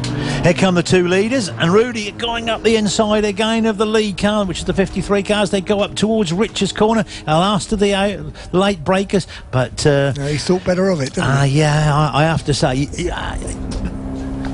sprint race, he'd have gone down the inside. But and the 66 car, which is the second of the BNLL cars, which has now gone through Rich's corner, he's the 66 car being driven by Andre, and Andre is 15 seconds behind. He's lapping a little bit. He's 2 or 3 seconds behind. 4 seconds, isn't he, off the two leaders? And Wingrove Motorsport put their fastest lap in last time, and the 42 car put the fastest lap in from the event, which is so far 1:38.171. Yeah, so they're not hanging about, are they? No, not. They're going for it. And we haven't done the first hour yet. Here they come. Sparrow is in the lead. He's chasing after the UCAS car, which trying to put a lap down. Peretti is next, then Clark, and who's behind Clark? It's Beacon down, the 49 car, and it's Chris Tovey, a name I'm not so familiar with in 2CV racing. Where's Rosie Racing? Rosie's yes, Josh, go on. Chris Slade told me that they think it is not tightening wheel nuts, but while the car was running under green, it wasn't so much a problem. But when the car slowed under safety car, it meant that it become evident, and then the wheel starts moving about, and it's moved all the studs in the wheels. They're having to realign those before they can go back out. Well, that was a good shout, Josh, because you did ask, didn't you, whether going slowly might have caused a problem. Yes. It obviously did. I could smell that one from up here. And it is an engine change by the looks of it going on the Alex Osborne car. They've got... can you still hear me? I can indeed. Keep going, Josh. I'm in the garage now. Good. So they're unbolting all the bits on the engine's still in the car, the initial, or the engine that's obviously gone pop around the circuit. So that's all being unbolted and new engine ready to go. Engine crane there as well. But this is what we're speaking about to Martin Harold, wasn't it? About the much quicker, much quicker 2CV engine changes that we may see later. Well, yeah, we will. We definitely will see some engine changes, I'm sure. But of course, Martin said it was you could take 3 hours to change an engine. Don't forget that'll be an engine gearbox combined, won't it? And I have to say, I wouldn't want to do it. I wouldn't want to do a mini engine on my knees. Nah, not anymore. Probably when I was 30, I might have had a go at it. We might have to go at it. Team managers for cars 53 and 89 to race control immediately, and I can guess what that is. Someone's going to get told off, Tony. Overtaking Andre and overtaking before the start-finish line. Are we guessing? Well, you did think that was a possibility, didn't you? I think, yeah. It's something which happens.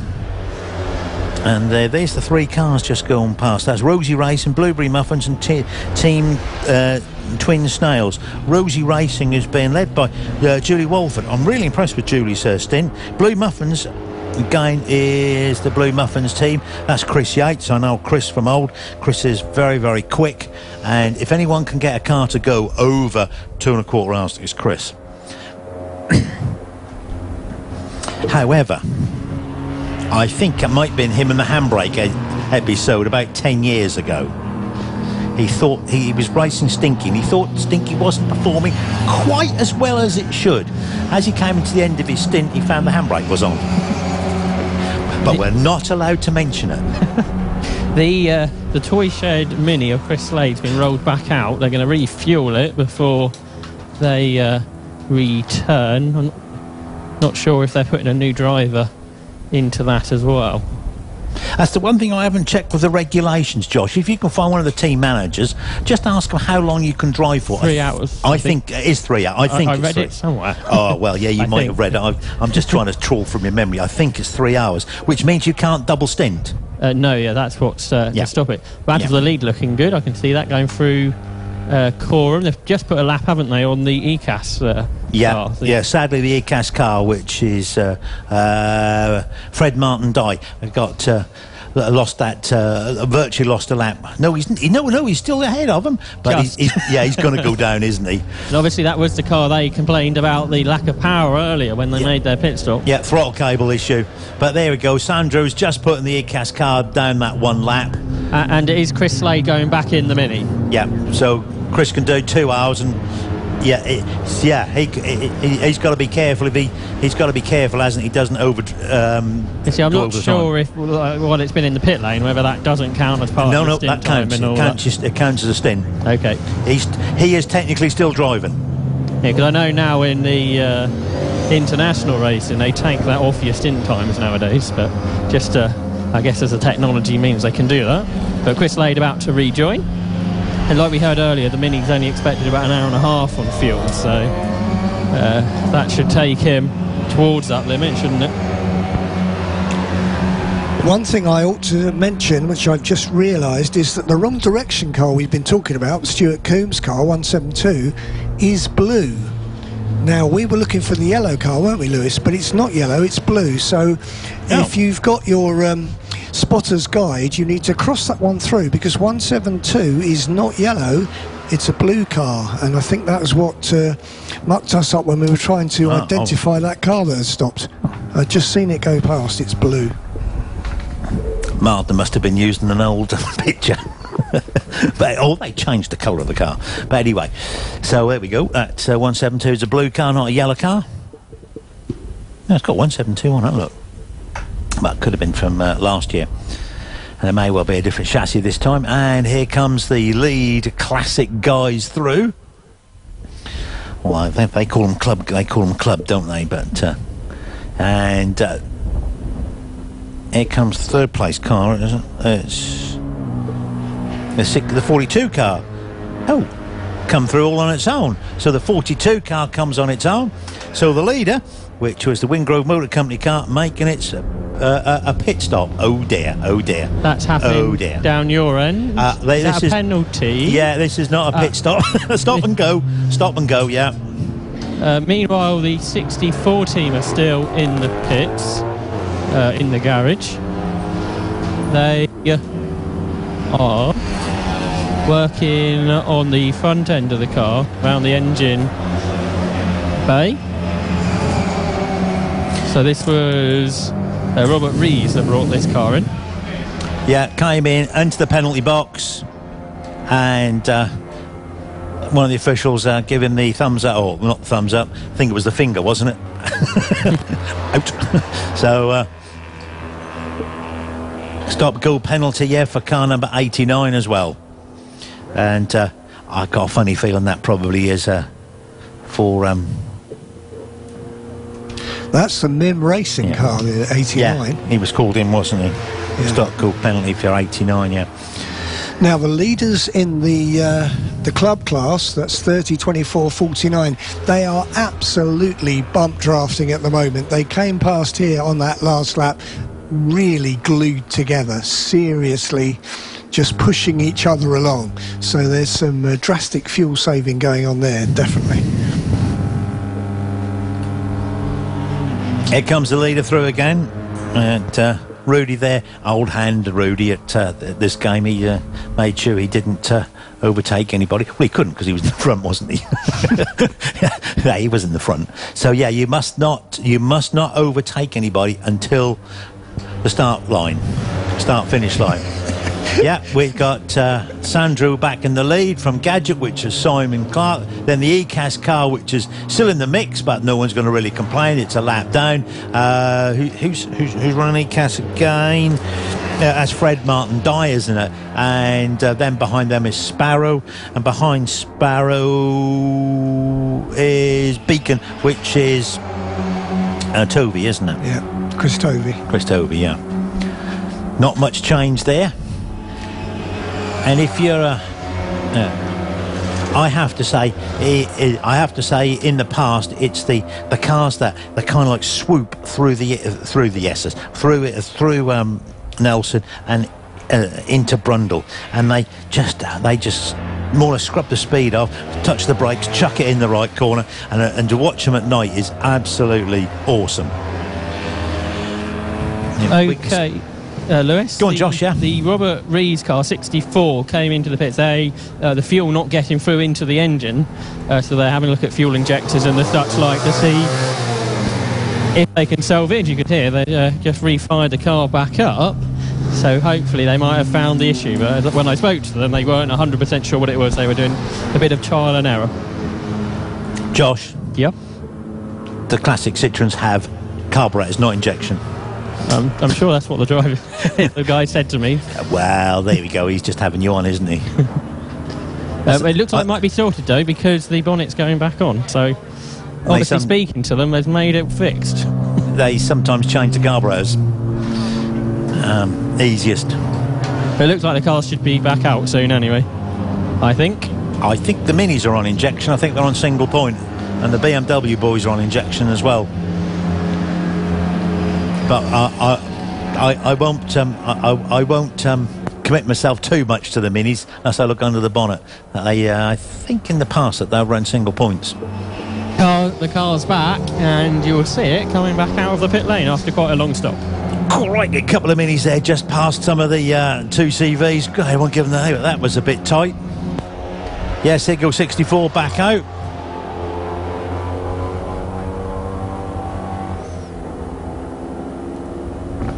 A couple of minutes stop there for the 64 car. But Robert Rees could actually have refueled that and gone 2 hours, couldn't they? And still have been in the 3 hour window. Who's this in the pit? You do see Indy cars, don't you, often come in out of sequence, so they get actually a different fuel strategy. That does happen quite a lot in IndyCar racing.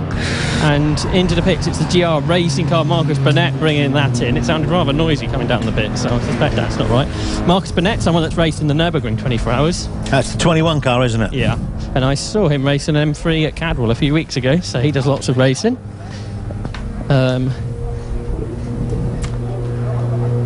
And it looks like it might be being pushed back into the garage. So 21 GR Racing, looks like they're going to be pushing that into the garage. Marcus Burnett bringing it in. Yeah, and that's Bob Rose, who's a team manager. They don't seem to be going too fast, do they? They don't seem to. We're not going to see a 6-minute engine change or 7-minute engine change any minute from them.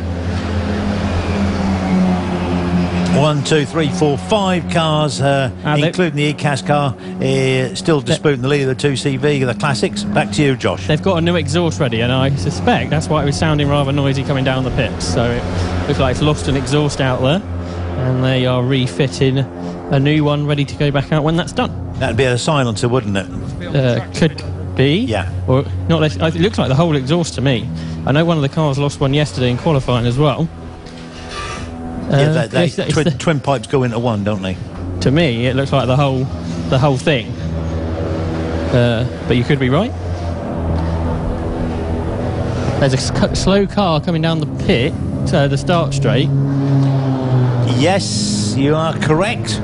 That's the car that's just made the stop, isn't it? The 64 car, I think. Yep, a fuel issue. And it sounded very quiet indeed, so maybe the fuel's still not getting through to the engine as it should be. Yeah, it sounds very flat, doesn't it? 23 and 79 runs through. 23 and 79, they're 13th and 14th in the classic section. That's Jelly Snake Racing and 2CV 2CV Team Lion. So the 23 car is Ash Carter, and the 79 car is Roy Eastwood, a former winner in actually the first event at Mondello Park in 1990. If I turn my page over, I was correct.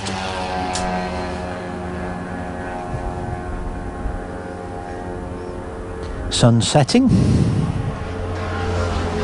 and beautiful evenings turn into a beautiful evening. Aren't you just lucky you came up to Snetterton this weekend there, Tony? Yeah, I could have been marshalling at the WEC, but I thought, no, Snetterton is where I want to be. Yeah, come and do the 24 hour, that's the best thing. Here they come. Here come the 4 and the 96 car. 4 is Rosie Race and Julie Walford in. And the 96 car, Pork Pie Racing, John Harmer, who is running around there. Looks as though they're bump drafting their way through nicely. And behind the number 4 car is Twin Snails as well, in the 41 and the 40 car, the Blueberry Muffins, Chris Yates and James Northfield. And I think after the first set of stops, which will be just after we change over, because we're going to change over at about 7 o'clock, after that I think you may well see just a little shift in who's where, and after the first set of stops, because I've got a funny feeling that we're going to see the Chris Yates car go a little bit longer than the others. Here comes the 53 car, which is 35 seconds or so behind the lead car, but it's only just in front of the BNLL 2 car, which is I think he's just got himself back into second place after that stop-go. After that stop-go, so those two disputing second place. What's the lap time? Oh dear! Oh yeah, he's still some way off, isn't he? The leader just put the fastest lap in at 1:37.8, so 2 seconds quicker than the Wingrove car. Over to you, Josh. As we expected, car 64, Robert Rees, back into the pits, and that's gone straight into the garage with presumably the same problem as before. Car 26 comes in behind me. That's the Rambo Racing car of Ian Gibbon. That's stopping on the pit apron. And, like you say, the sun's starting to set, so I can't see much up the pit lane. Well, there's smoke coming from that car now. Or steam, smoke or steam. So the team... What's that, 26? Yeah. That bonnet's gone up on that. You don't normally get steam off an air-cooled engine. As I say, the sun is right in my eyes, so I can't see a thing.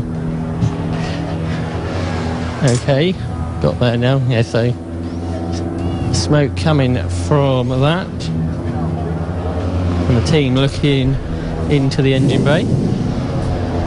So that's Ian Gibbon that's brought the car in.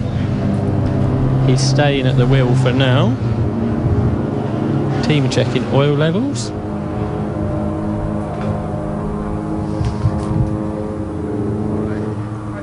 We've got oil. And driver getting out of the car now. They've got no oil left in the engine. So that will do it, Lewis. Right, so at the moment, Tete Rouge have just made a couple of places up there, 24th, so it's a very long, slow process for them to get back some of that time they lost on the pit stop.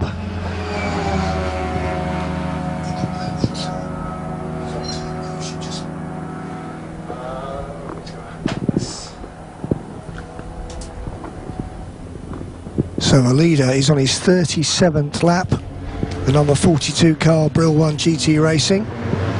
He set the fastest lap of the race just a couple of laps ago, 1:37.477, so at the moment no one really to challenge him. Wingrove looked like they might in 53, but then that stop and go penalty just took the wind out of their sails a bit, and they are the best part of a lap behind the leader, and not lapping as quickly either. Tony? Yeah. They've topped the oil up on the Rambo car and refueling it as well. So, as I say, there's no oil left in the engine pretty much. So, like I said, they've topped that up, and hopefully then, providing it all doesn't leak out again, it should be able to get back going, because they had put the engine cover back on, but it's come off once again, so maybe there's another problem. Right, so they're hoping that there's no real damage then as a result of that. They're putting even more oil into it now. Yeah, that's just dropped down behind Tete Rouge, so it's 25th on the leaderboard, the Rambo car. Yeah, I think they're putting the oil in, and then they're going to see how the engine is, because it's going into the garage now, so probably, as you suggest, Tony, a bit more damage done because of that. and they need to check it over, which obviously is done better in the garage. More people can work on the car there as well. Okay, so that's the Rambo car, down at the moment in 25th place, but likely to fall further down. We've mentioned the top three. In 4th place, it's the first of the minis, the Lyford Racing 153. Behind them, the 193, the Misfits car, and then the 128 Slarky Malarkey. They're all reasonably in touch with each other. And then in 7th, we get the first of the Club 2CVs, number 30 Bacon Racing, 3 laps behind the leaders, or actually 3 laps behind the Mini in front of them. Then it's 97 the 2CV Team Lion, 24 Team Gadget, and 49 the Beacon Down. They are all pretty close to each other in 7th to 10th place.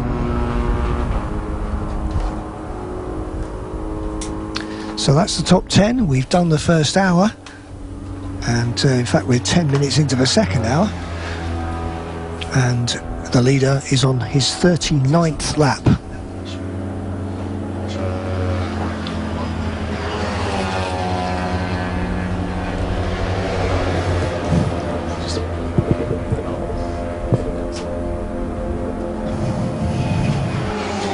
Well, it's Bacon Racing, it is, who's leading the classics, as Tony so rightly said, Sandro Coretti. The Minis is led by Linford Racing, and BNLL. No idea what that stands for, you know, Tony. The one car leads the race overall, having done 39 laps, just after the hour mark. So that's the state of play at the moment. As the sun sets nicely in the west, and probably this time tomorrow, I don't know what time the sun rises. I should think it'll be about 5 o'clock, won't it? Around about 5. So, and that will be down the other end of the circuit, as the virtually the straights run east-west, don't they, here at Snet? So the centre straight is a slight uphill, whereas the Bentley straight is slightly downhill. And they say it's the fastest straight in the country, but it's the longest straight in the country, which I suppose it really is here, yeah. They say it's a kilometre long, but...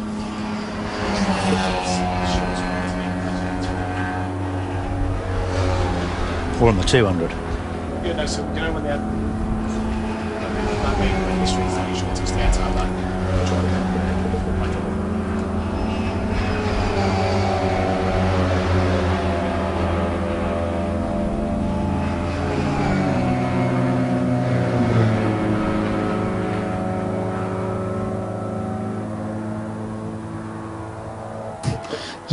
He means well, doesn't he, Tony?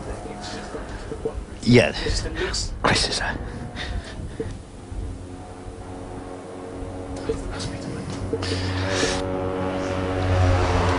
Right, gone past there is the 89 car. Well, let's have a quick look.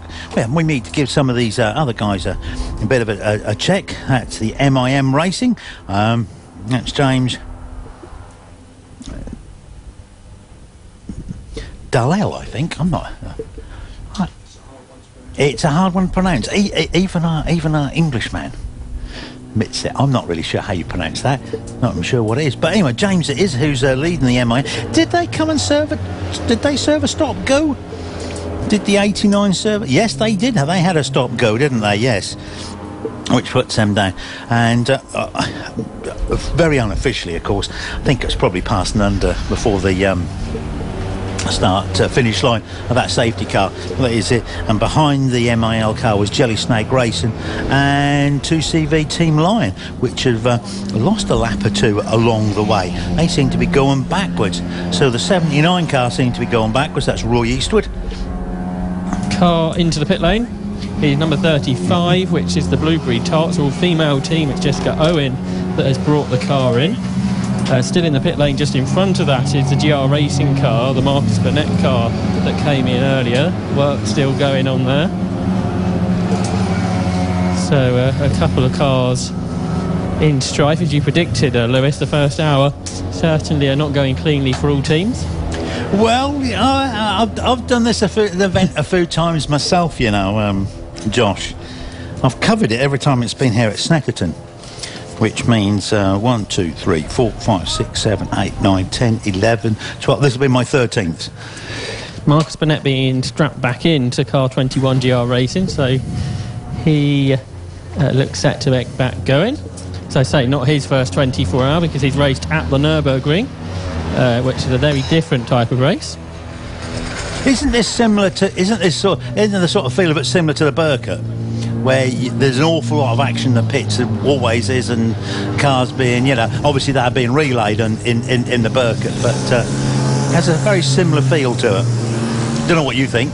I've never been in the pit lane for the Burkett. That's your job. So I just see the track being very busy. Obviously on track, it's a very different type of race with a much bigger range of cars than we have here. By the way, GR Racing back going. That's the car that had the new exhaust /silencer put on. Yep, we can hear that.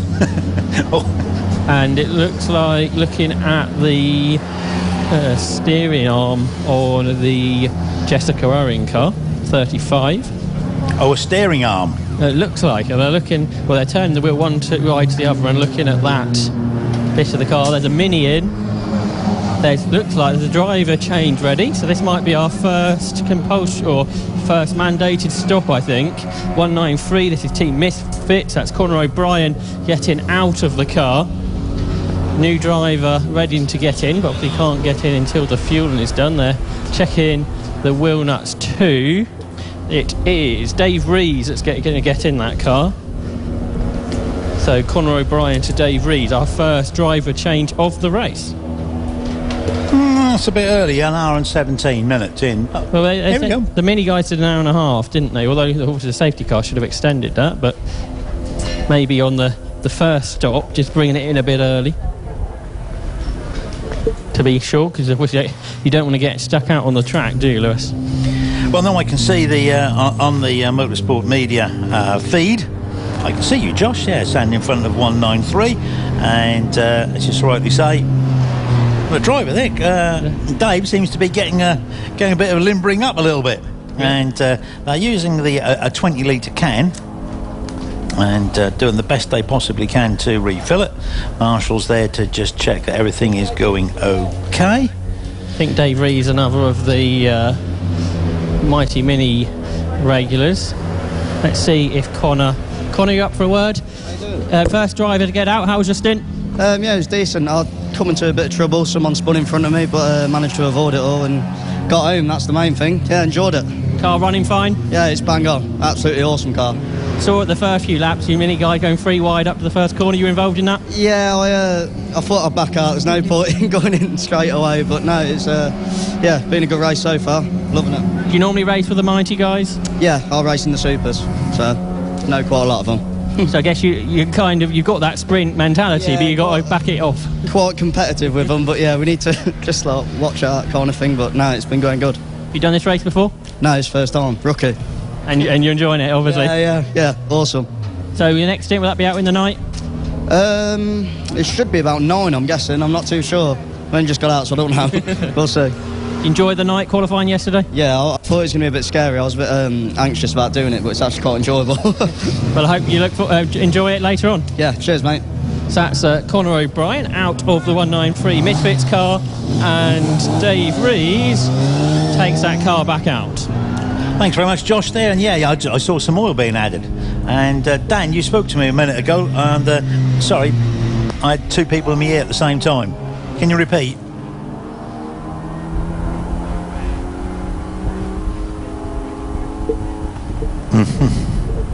Yeah, just been reminded, and thanks very much for for that. Looks as though we are going off air shortly on the Circuit PA. 87.7 FM for the keep you updated on the Liquid Moly 2CV 24-hour race, or you can log into www.2cvracing.org.uk or motorsport.radio and barc.net. All will give you access to the updated and the commentaries, etc. Thank you very much. And then that gentleman there, look, who's very, very nicely give us the 1R classification. Lots of minis into the pits, Lewis. Car 153's gone straight into the garage. That is James Lyford, and 172 in as well. That's Stuart Coombs. He's getting out the car, fuel ready to go in. Well, I cannot update on the 171 and 177 minis. They got 3 lap penalties for being towed in, not 5. It's 3 laps. Couldn't quite remember. That's the old age thing on sadly. So there we go. Yeah. So after 1R, we know the BNLL1 car driven by Rudy Copita had done 32 laps. 172 is leaking fluid out of the engine bay all over the pit apron. Oh dear, that's the blue wrong direction car, isn't it? Yeah, and the other car's in the garage, 153 Lyford Race, and James Lyford brought that into the garage. Well, the minis seem to, by the information we have that says for 18, the minis are using an early version of the 1275 engine, so maybe they haven't quite got the hang of it. Oh, mind you, they say they use it at the Spa 2CV 24-hour race as well, so they should be on top of it. So, but maybe the there's a lot of fluid that's come out of this car over the over the pit lane. Oh dear, oh dear, oh dear. This is the car that had the clutch problems earlier, isn't it, Stuart Coombs? Oh dear, oh dear. They really are. That really is a problem, isn't it? Not sure what's going on with James Lyford, who's brought that car in. That's coming next to the Mini that's having the engine change. So I guess our highest club classic 2CV is getting further up the order, Lewis. Yeah, that's Sandro and car number 30, who's 7th. So we've got 2 of the minis in. Yeah, these are the 2 around me, so they could get up to 5th. The 171 and 177. 172. Oh, 172. Yeah, 171 is in as well. That's the one with the engine change. So 3 minis by me at the moment, which is half of them. New driver getting into 172. So Stuart Coombs has got out. Yeah. Let's see. It's a plain white helmet for our new driver. So it could be either Morgan Harris, Matthew Baker, or Craig Pendlebury. Wingrove Racing just goes through. That's the 53 car in second position. It's just over a minute behind the leader, which is the 42 car driven by Rudy. And we're still going on, and that stretched a 11-second lead over the second BNLL2 car. Now just stretching that out just a little bit, around about a second a lap quicker. Of course, Wingrove car was in the lead until it got a stop-go penalty round about the R mark for a misdemeanour under the safety car. Here comes the 171 car, I think. No, it's the 172 car. That's the one that's dropped all the fluid on the ground, so they obviously don't really care about that. Well, it's back out again, and it looks how it's going well. So, not sure what it is. There's another car coming in. It's another Mini. This is 128. So that's Ian Slark.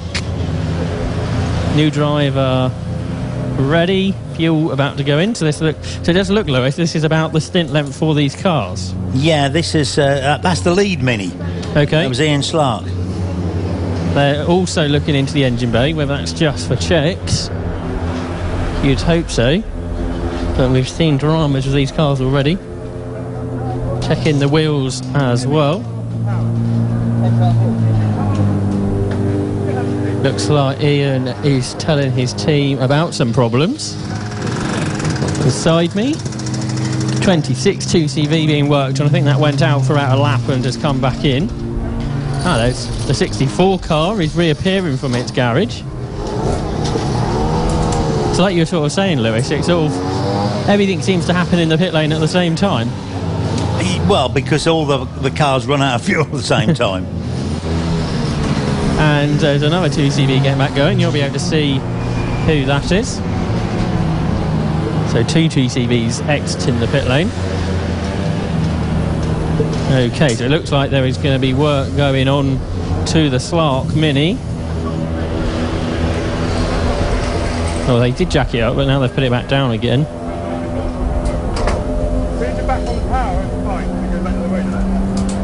Sounds like they got some sort of problem when the car is off throttle, from what I can hear what Ian Slark is telling his team. New driver getting in. Well, he's the engine builder. Let's see if he will have a word. Ian, how's the car going? Well, we've got a bit of a gearbox issue, but it's handleable, and other than that, a lot of fun. There are only 6 minis out there, but it looked like you're really close. Yeah, there's nothing in them. It's good fun to have a bit of a battle, but every time I come down to change down a gear, it jumps out of fourth before I get there, so it's a little bit... but it's okay. Can that be sorted, or is that just a problem you've got to work around? I think we're going to have to work around it and hope it all hangs together. You done this race before? Yeah, I've done it a few times. Yeah, it's been really good. Obviously, to keep coming back, you're enjoying it? Yeah, it's great fun. A lot of hard work, but it's great fun. And obviously a very different attitude to go into it than the sprint races? Yeah, absolutely. A couple of the guys don't seem to realise that. But you just got to let them go and use them to save fuel, really. Yeah, I saw early on, there's about 3 wide going down to the first corner. Yeah, it's good to have a bit of fun and have a bit of a play, isn't it? But yeah. Guess you get a really big slipstream around here. You get a massive, especially in a Mini. Probably the same as the 2CVs, really. If there's two of them side by side in front, then you can just gain about 10 mile an hour. It's really easy. What's it like going through the traffic while everyone's really close? Daylight, I think you can kind of get into the mindset of what the 2CV is going to do. I think in the dark we might have issues. And I guess your next stint will be in the dark. Yeah, I guess we will, won't it? Yeah. I look forward to that. Enjoy it. Thank you. Cheers. So there is Ian Slark out of that car, and I think while we were talking to him, the car got back out. Yeah, it did, certainly, and it's just behind the Misfits. So the Misfits are taking over the lead of the Minis, and that the Misfits there is the 193. They too have done a pit stop. So we've had all the Minis in then, I take it? Yeah, so the top 3 Minis... basically we're down at top 2, aren't we? There's 2 of them flying it out, which is Misfits, which is 193, Slarky Malarkey 128, and behind them, 3 laps behind them, is the 153 car. Yeah, so garage 11 and 12 busy at the moment, because you've got the 171 car that's doing that engine change, and then the James Lyford car that came in. I shall see if I can grab a word and see what the issue is there.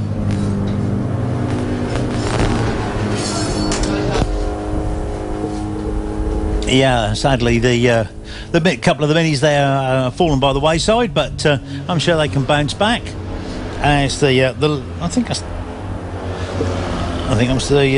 was the 66 car. Just had to quickly look through there. Just put a lap on the Rosie Racing 4 car. Let's have a quick look. So let's have a look at the classes, shall we? After about an hour and 30 minutes, and it's the BNLL1 car has done 49 laps. And leads the Euro section. The Mini Misfits, a 193 car, is in 4th position overall and leads the Minis. It says here by well, I'm going to find out any minute. It said by under a second, but of course the Slarky Malarkey car had to get up to speed about 8 seconds. And then we got Bacon Racing leading the Classic Club 2CVs, and that's Sandra Poretti who's leading the 1, 2, 3, 4 cars which are running around together. And that's Bacon Racing, the 30 car, the 97 car of Team Lion, the 24 car of Gadget, and Beacon Down, which is the 49 car, and the 49 car being driven by Chris Tovey, doing very well as Chris, whereas Gadget is by Simon Clark, and Pete Sparrow in the Lion car. So there we go, they're the 4, and 90 minutes, no problems for them. Just behind them is Rosie Racing, which got past a little while ago. Rosie's about 14 seconds off. Well, it is 14 seconds off the pace. James Lyford reports a clutch problem with his Mini 153. That's at least the second car with a clutch issue. So yeah, you've got these two cars being worked on. So 153. So that's what the team, I guess, are figuring out at the moment. For this, I'm not 13th, isn't it? I just counted. That's how many old. So that's 13 races. That was a little bit late. 25. Yeah, car 25. I was just trying to check my numbers here. That's got damage to the front wing. Yeah. Real racing?